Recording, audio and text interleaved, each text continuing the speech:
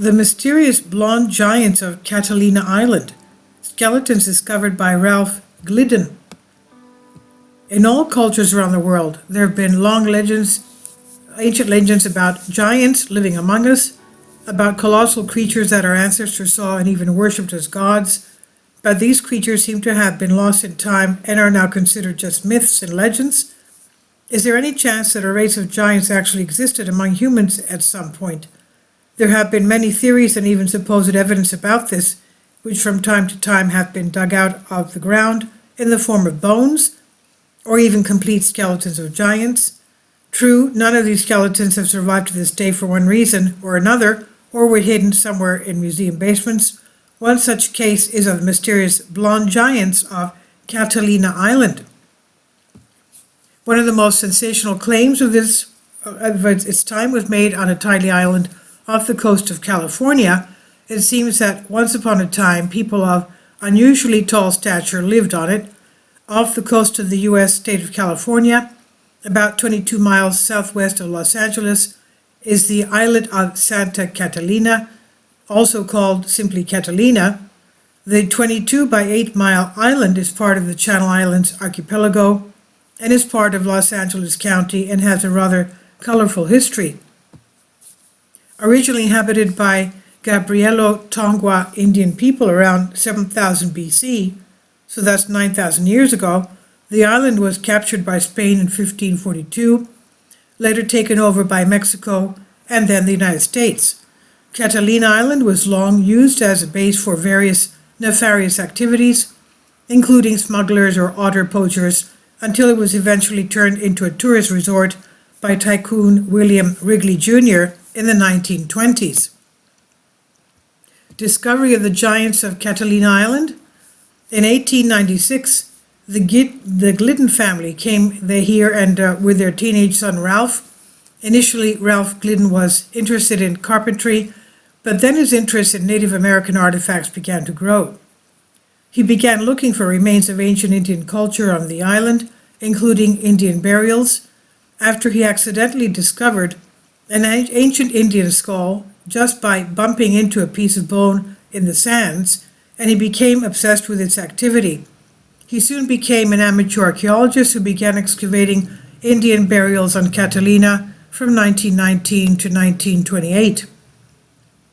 During these excavations, he allegedly discovered 800 secret Indian burials and many Indian artifacts and relics, as well as thousands of bones. These bones and artifacts were mainly sold by Ralph Glidden to various museums and collectors. When William Wrigley Jr. bought the island in the 1920s, he banned the sale of bones and artifacts, declaring them the exclusive property of the Field Museum of Natural History in Chicago. However, the Hay Foundation, to which Glidden had previously sold a large number of such remains and relics, contracted the museum to carry out all excavations on Catalina Island, and it was able to take first place in this activity, which allowed Glidden to continue excavation without restrictions. Unfortunately for Glidden, in 1924, the Hay Foundation cut off funding for the excavation, and he was forced to work alone, opening his own museum of his finds in the city of Avalon on Catalina Island, which he called the Catalina Museum of the Island Indians. There he showed his discoveries to anyone who was willing to pay to enter. The whole museum was rather gloomy. It exhibited numerous Native American skeletons and it looked creepy, but it attracted many curious people. However, Glidden became famous in history not as the owner of the museum with the skeletons of the Indians, but as the one who declared that giants lived on Catalina in ancient times. In particular, he stated that during his excavations, he came across several skeletons in different parts of the island that were much taller than normal people. According to him, these skeletons belonged to people ranging from 7 feet to 9 feet in height. Moreover, Glidden got information from somewhere that these giants were fair-haired and blue-eyed people. Such a statement, of course, aroused widespread media interest, and the following was written in one of the issues of the Ogden Standard Examiner, November 10th, 1929. He, Glidden, claims irrefutable proof that a light-skinned, blonde-haired, and very intelligent race of great stature lived on Catalina Island off the southwest coast of California, perhaps 3,000 years ago, and that his excavations have uncovered a huge cache of skeletons, domestic utensils, urns, wampums, that's shell beads, etc., a completely unusual class of Indian things.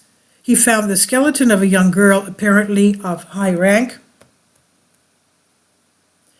and in a large burial urn surrounded by the skeletons of 64 children, and over 3,000 other skeletons were found in various parts of the island, almost all males, average 7 feet in height, one 7 feet 8 inches from the head to ankle, and the other is a whopping 9 feet 2 inches in height.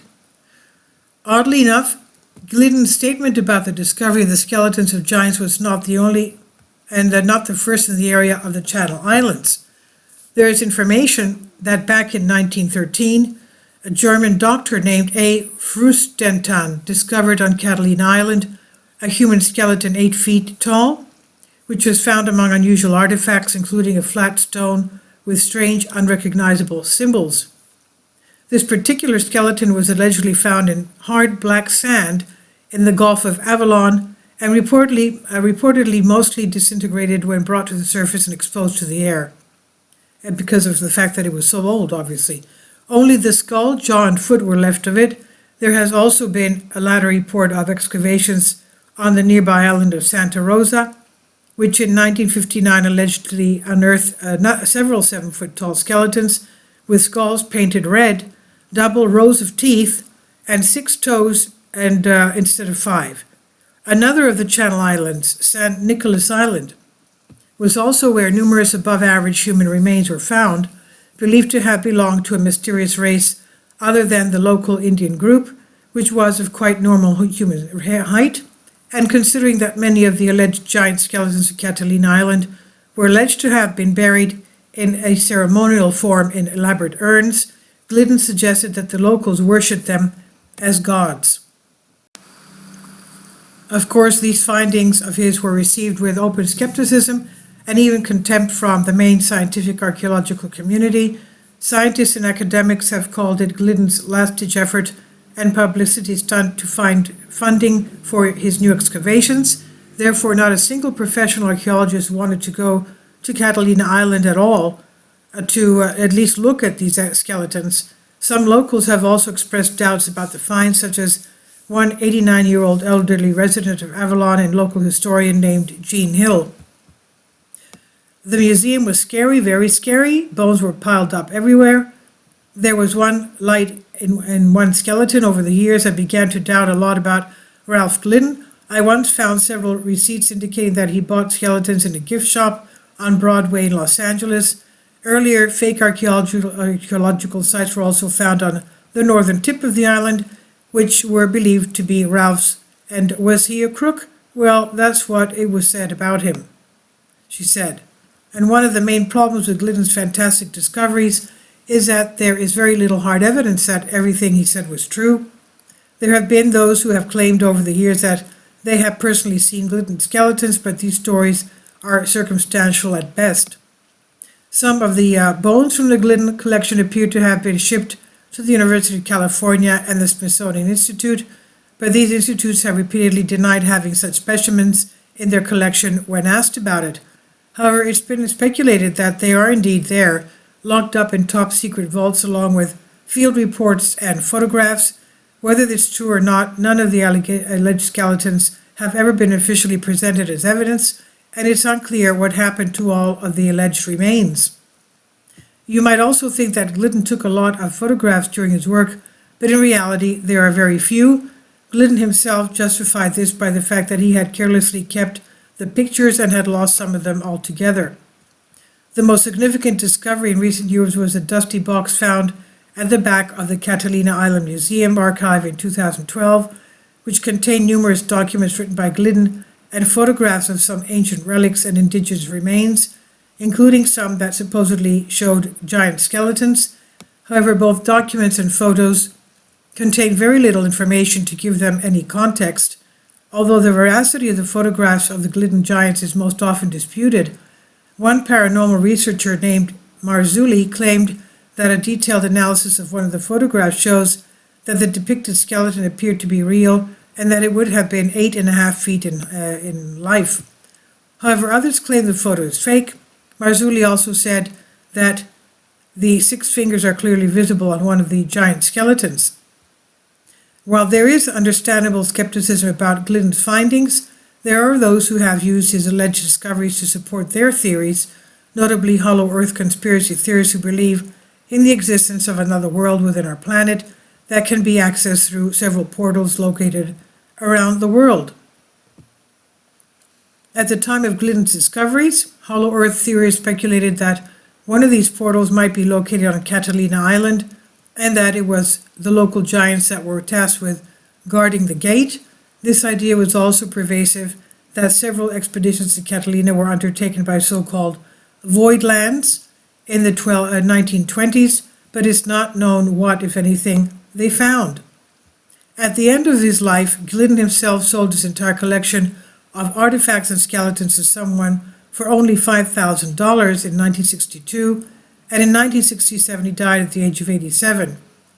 It's possible that when he died he took with him many of the secrets of his work and possible answers to the mysteries surrounding him.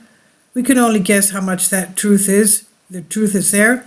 Was Glidden just a hoaxer who only cared about money, or did he actually make what would become one of the most important archaeological discoveries of all time if proven to be true? Chances are we'll never know for sure. And this is on Infinity Explorers by Anj Srivastava. Please leave your comments. Thank you for your support. Kindly support my Patreon account. The daily posts are 5 videos daily, and they are totally different from what I have on my YouTube channel. Thank you so much for your support and that you find all my content so interesting. You'll find the Patreon account details in the description box.